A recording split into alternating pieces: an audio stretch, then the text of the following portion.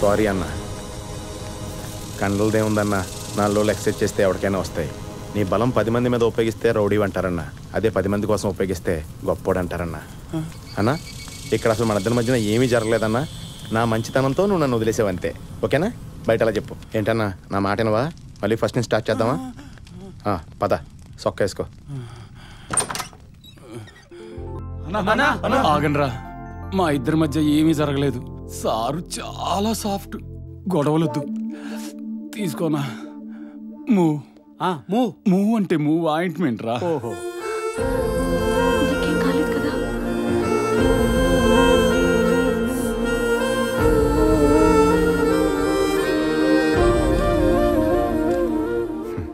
నిర్ణయం నీదే రాజా.